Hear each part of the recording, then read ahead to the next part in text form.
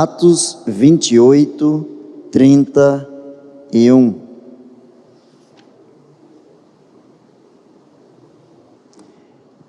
Diz assim, na versão que você tem aí no livro: ele anunciava o reino de Deus e ensinava a respeito de Jesus Cristo, falando com toda coragem e liberdade. Ele anunciava o reino de Deus e ensinava a respeito do Senhor Jesus Cristo, falando com toda coragem e liberdade. Estaremos vendo hoje um pouquinho sobre a mensagem do reino é ensinada quando nos submetemos ao seu controle. Uma das grandes incógnitas, uma das grandes dificuldades das pessoas, aliás, do ser humano, independente do seu credo, chama-se submissão. Estar submisso a alguém, submeter-se a alguém, colocar-se debaixo da orientação, das ordens, colocar-se debaixo de todo o comando de uma determinada pessoa. Isso exige resignação, isso exige quebrantamento, isso exige simplicidade, pureza de espírito. E o que nós vamos ver hoje, a palavra do Senhor diz que ele anunciava o reino de Deus e ensinava a respeito do Senhor Jesus Cristo, falando com toda coragem e liberdade. Nos submeter ao reino de Deus não tira a nossa liberdade, ao contrário. O homem, ele não é livre quando ele faz o que ele quer, mas ele é livre quando ele faz o que ele deve, e o cumprimento desse dever permanece trazendo para ele a sensação de liberdade. É por isso que existem hoje muitas pessoas que estão presas, estão nas cadeias, porque se sentiam livres para fazerem aquilo que elas queriam. E liberdade não é fazer o que quer, mas fazer aquilo que deve, fazer aquilo que é correto, fazer aquilo que é orientado. E no nosso caso aqui, liberdade é quando nós estamos submissos, quando nós nos submetemos à vontade plena do Senhor, quando nos colocamos plenamente debaixo ou sob o seu controle. Já vimos em outras ocasiões aqui, e durante essa semana nós temos falado muito sobre reino de Deus, reino de Deus, reino de Deus, e já vimos que o reino de Deus não é uma estrutura física, geográfica. O reino de Deus não é um país, uma cidade. O reino de Deus não é um estado, não é um continente. O reino de Deus é, antes de tudo, o domínio espiritual e moral, no qual Deus é o supremo Senhor. É por isso que, certa feita, Jesus falou para os seus apóstolos que o reino de Deus estava dentro deles. Certa vez perguntaram ao Senhor: Senhor, qual será o tempo em que o reinado do Messias estará dominando sobre a terra? Qual será o momento em que tu hás de reinar? E Jesus começa a mostrar para aquelas pessoas, para os seus súditos, para os seus discípulos, para os homens comprometidos com ele, que o reino de Deus é muito mais que um espaço físico e geográfico, mas o reino de Deus é o poder de Deus. Quando Jesus disse que eles deveriam ir por todos os lugares, quando nos atingiu com essa ordem, dizendo que deveríamos ir por todos os lugares, pregando o evangelho a toda criatura, antes disso ele disse: eu dei a vocês o poder para fazerem isso. Vocês vão pregar o reino de Deus com autoridade, com poder, e o Espírito Santo estará constatando aquilo que vocês verbalizarem, vindo da parte de Deus. Quando nós nos submetemos inteiramente ao controle do Senhor, nós começamos a descobrir a soberania de Deus sobre nossas vidas. E não existe nada melhor para o cristão do que quando ele está sob a égide, quando ele está sob a orientação, quando ele está debaixo da vontade suprema do Senhor. Porque o Senhor, ele não negocia a sua vontade. Nós aprendemos muito sobre a questão de democracia, e a forma de governo que nós temos no nosso país, e é assim que a gente lida nas nossas atividades dentro da nossa nação. Mas o reino de Deus não é um reino democrático. O reino de Deus é um reino teocrático. O poder é dele, não é nosso. O poder não é do povo. Nós até utilizamos o poder que é dado por ele e em seu nome é exercido. A nossa Constituição diz que todo o poder emana do povo e em seu nome ele é exercido. Todo o poder, Jesus disse, todo o poder me é dado, portanto, ide, pregai e fazer discípulos de todas as nações, batizando-os em nome do Pai, do Filho e do Espírito Santo, ensinando-os a guardar todas as coisas que eu vos tenho mandado. Todas as coisas que eu vos tenho mandado. Estar sob o controle do Espírito Santo de Deus é aprender a guardar, aprender a utilizar, a vivenciar todas as coisas que Ele nos tem mandado. A palavra do Senhor nos diz que lá em Gálatas, capítulo de número 5, se você é bom de Bíblia aí, rapidinho você encontra, Gálatas, capítulo de número 5, eu quero ler apenas 2 versículos, os versículos 22 e 23, Gálatas 5, 22 e 23, diz assim: mas o fruto do Espírito é amor, gozo, paz, paciência, benignidade, bondade, fé, mansidão, domínio próprio.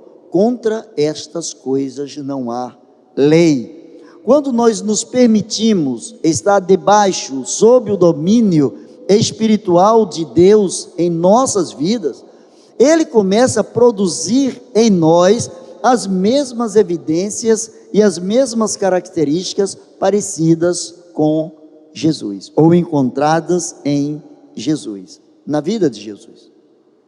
A palavra cristão, a gente sabe que o significado melhor é pequeno Cristo, ou cristão pequeno Cristo.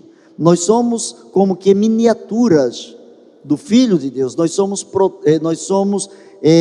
cópias do Filho de Deus, nós somos semelhança, nós fomos criados à imagem e semelhança de Deus Pai, Deus Filho, Deus Espírito Santo, e na autoridade do nome de Jesus, debaixo da autoridade do nome de Jesus, quando nós começamos a deixar que o Espírito de Deus mude as nossas vidas, controle as nossas vidas, as nossas emoções e as nossas ações são muito parecidas com as emoções e as ações vistas no Filho de Deus.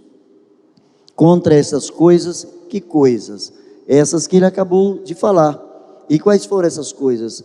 Amor, alegria, paz, paciência, capacidade de gerar alegria nos outros, benignidade, capacidade de ser justo, capacidade de gerar a bondade ou de viver em bondade, viver em retidão, viver debaixo da orientação do Senhor, da justiça do Senhor. E a palavra do Senhor nos mostra que o fruto do Espírito é dado àqueles que se submetem à vontade do Senhor. Mas essa submissão precisa ser completa. Para que o controle do Senhor esteja sobre nossas vidas, essa submissão precisa ser completa. Quando nós nos permitimos, vê que o verbo permitir aqui, ele vai aparecer diversas vezes aqui dentro dessa lição, porque nada acontece sem que a gente permita. Deus não vai fazer de você um grande homem, uma grande mulher de oração, se você não permitir isso. Se você não estiver disposto a se submeter, Ele chama, embora Ele seja soberano, embora Ele seja rei, embora Ele tenha toda a autoridade, e essa autoridade foi dada pelo Pai no céu e na terra, embora Ele tenha o domínio sobre todas as coisas, Ele é o ser mais educado que alguém pode ter visto ou conhecido no universo. Ele diz que está à porta e bate, Ele pede para entrar. À medida em que nós permitimos E por que permitimos? Porque Ele nos deu também o direito de não permitir. Tanto que há muitas pessoas que ainda não permitem a si mesmas estarem debaixo da orientação completa do Espírito Santo de Deus. São aquelas pessoas que vivem uma vida espiritual de uma forma sazonal, pessoas que há momentos que estão lá em cima, no glória, glória, aleluia, e há pessoas que estão lá embaixo, e há momentos em que essas pessoas estão lá embaixo, desacreditando de tudo e de todos. Preste bem atenção a uma coisa que eu vou te falar. Quando nós nos submetemos inteiramente ao controle do Espírito Santo de Deus, Deus fala e a gente obedece.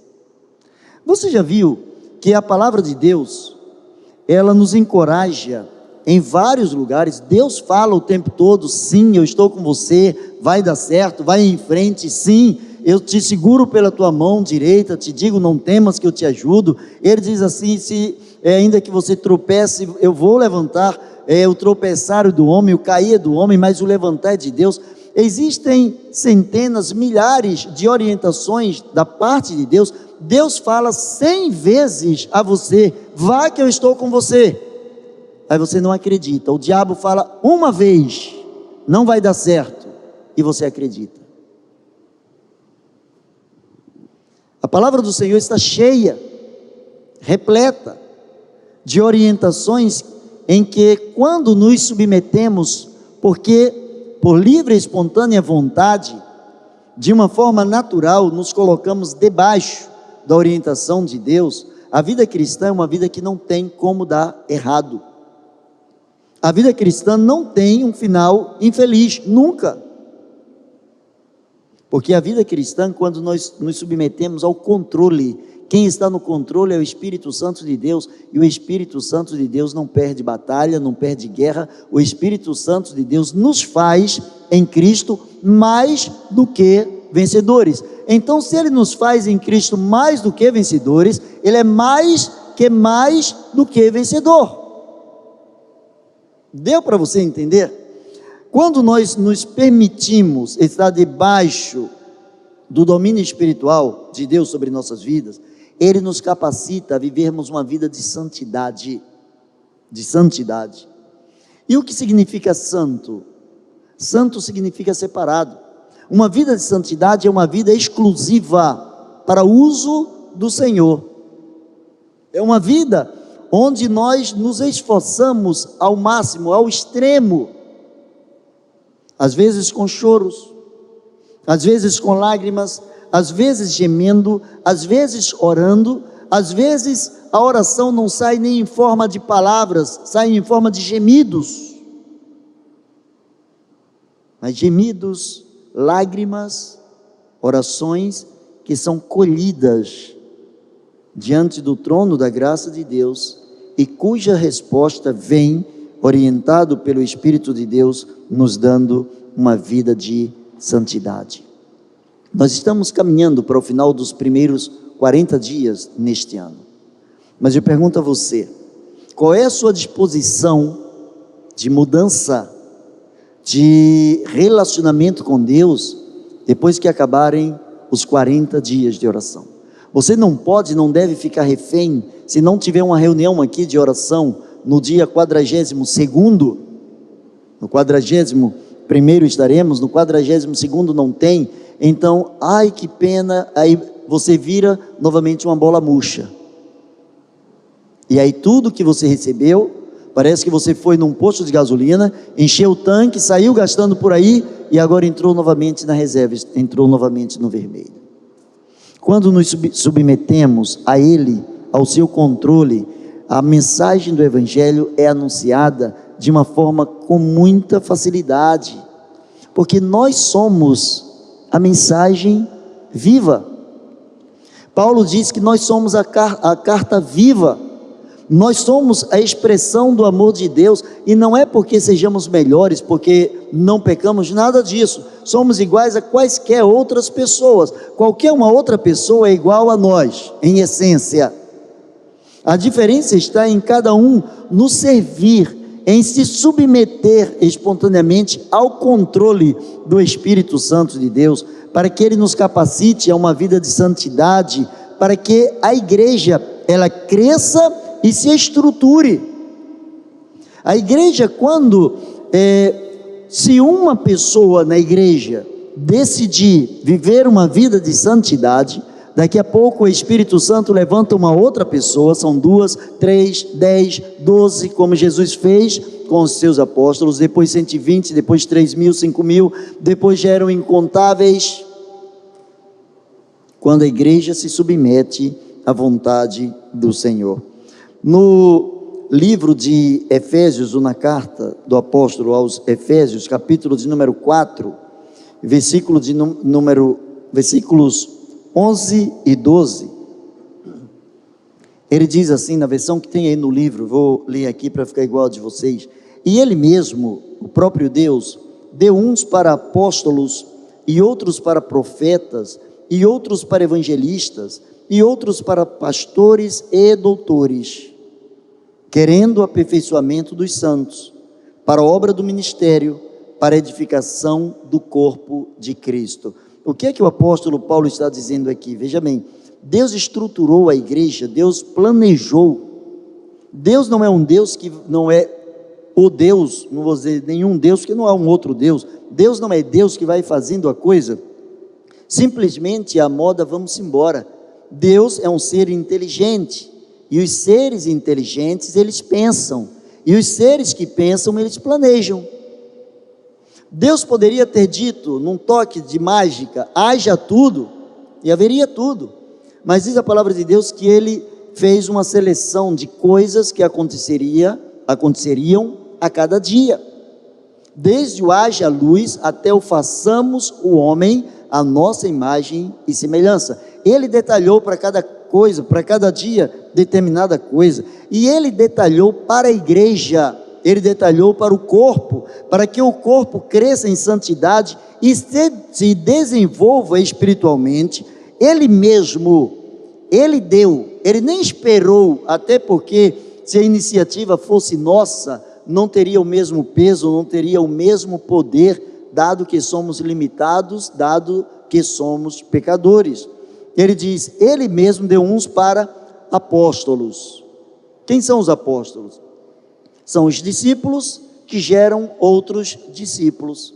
São aqueles que se envolveram de uma forma tremenda com Jesus, cuja razão da sua vida agora passou a ser verdadeiramente a mensagem da cruz, a ponto de poderem dizer, como Paulo diz, não mais vivo eu, mas Cristo vive em mim, e essa vida que agora vivo na carne, vivo-a na fé do Filho de Deus, o qual me amou e a si mesmo se entregou por mim. Ele deu uns para apóstolos, aqueles que lideram e formam outras pessoas, outros líderes, outros discípulos. Outros Ele elegeu na igreja como profetas, pessoas. Profecia está ligada à questão do querigma, a questão da proclamação da palavra de Deus. A profecia aqui não está voltada simplesmente àquela questão que algumas pessoas confundem a profecia com profetada. Eu creio que Deus revela, eu creio que Deus usa quem Ele quer, do jeito que Ele quer, a hora que Ele quer, isso eu não tenho a menor dúvida. Mas há muitas pessoas que às vezes querem que aconteça alguma coisa e falam como se Deus tivesse mandado.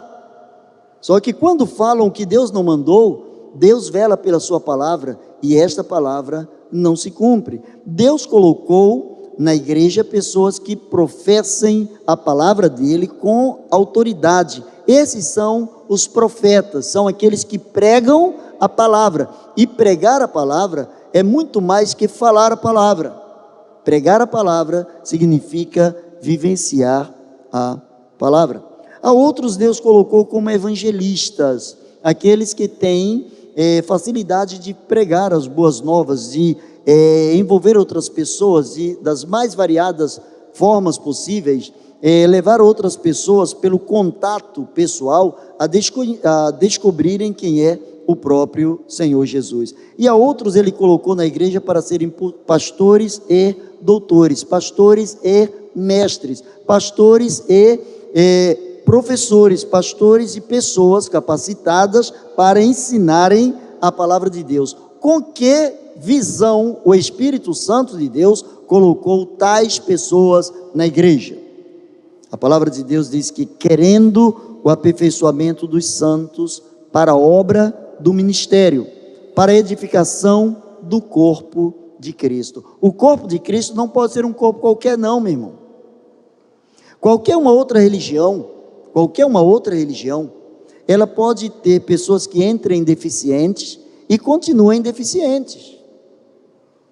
Mas no reino de Deus, você pode entrar deficiente, mas no reino você precisa ser curado. Se não houver cura, eu não falo meramente da cura física, eu falo da cura interior. Se não houver cura, se não houver transformação, e qual era a enfermidade que todos nós tínhamos, acerca da qual eu estou falando, ou reivindicando aqui uma questão de cura? A palavra de Deus diz que todos nós pecamos, todos pecaram, todos portanto contraíram um vírus, todos trouxeram sobre si o peso do pecado, e agora esse pecado precisa ser curado. Quando nós nos permitimos estar debaixo do domínio espiritual de Deus, as nossas vidas passam a ser uma imitação autêntica da vida do Senhor. Você já viu que quando as pessoas têm dois amigos, duas amigas, pessoas que se gostam, que às vezes andam juntas há anos, elas passam a serem bem parecidas. Às vezes o esposo, a esposa, dois irmãos, o pai e o filho, a mãe e a filha, a afinidade é tão grande que um termina copiando o outro sem perceber. Um termina sendo a cópia fiel do outro. Eu fui liderado por um pastor que o filho dele era a cópia fiel dele. E a mãe dizia: olha, o filho, ele faz tudo que o pai faz, mesmo de uma forma muito voluntária. Se ele é capaz de pisar no mesmo lugar que o pai pisa, se os dois passarem por aqui, 5 minutos depois do outro, sem saber que o outro passou aqui, ele vai ter as mesmas manias, ele vai pisar nos mesmos lugares, nas mesmas pegadas. Quando nós nos submetemos ao Espírito Santo de Deus, quando nós nos colocamos debaixo do controle dele, a nossa vida é uma vida autêntica, é uma cópia fiel do próprio Senhor Jesus Cristo. Não foi assim com João Batista? Quando perguntaram a João quem ele era, algumas pessoas já imaginavam, pela palavra de João Batista, pelo poder dele, pela ousadia dele, esse homem é diferente. Os usos e costumes dele, era um homem diferente, era atípico. Era um homem que vivia no deserto, como outros também, mas era um homem que suas vestimentas eram diferentes, era um homem que a sua alimentação era diferente, era um homem que a sua linguagem era diferente. E quando foram perguntar a ele quem ele era, ele disse: eu sou apenas uma voz, a voz do que clama no deserto. Ele mesmo chega a dizer: olha, é necessário, quando disseram aquele que você batizou, tem mais pessoas seguindo ele do que você. Você o fez discípulo e agora a multidão toda está com ele. E ele diz assim: olha, é necessário que ele cresça e eu diminua. A minha função, dizia ele, para pregar a palavra de Deus é que quanto menos eu aparecer, quanto mais ele, o Filho de Deus, o Cordeiro de Deus, o Salvador do mundo, quanto mais ele for propagado, aí sim eu estou realizado, porque esta é a minha função. Por isso que é uma questão de submeter-se, uma questão de submissão, estar debaixo da missão dada por alguém, e esse alguém não é outro senão o Espírito Santo de Deus. A gente encontra em Romanos capítulo 8, versículo 29, a palavra de Deus dizendo assim: porque os que dantes, Romanos 8:29, porque os que dantes conheceu, também os predestinou para serem conformes à imagem do seu Filho, a fim de que ele seja o primogênito entre muitos irmãos. Se Deus, antes que tivéssemos nascido, aos que dantes conheceu, Ele já havia colocado para as nossas vidas uma tarefa, uma meta, para sermos conforme a imagem do seu Filho, para sermos semelhantes a Jesus. Com que foco, com que necessidade? A fim de que Jesus seja o primogênito. Aqui o apóstolo Paulo não diz a fim de que seja o unigênito, mas que seja o primogênito, que seja não o único filho de Deus, mas que seja o primeiro filho de Deus entre muitos irmãos. Sabe qual é o sonho de Deus? É ter muitos filhos semelhantes a Jesus. Talvez você possa já dizer: Senhor, eu estou aqui, faze-me semelhante ao teu filho Jesus. Se esse é o teu propósito, eu quero me submeter, eu quero estar debaixo do teu controle, para que a minha vida, sendo parecida com a vida de Jesus, alegre o teu coração e cumpra o teu propósito. E é por isso que nós podemos crer, é por isso que nós podemos esperar o melhor para as nossas vidas. É por isso que nós podemos viver na esperança de uma vida de santidade, sim.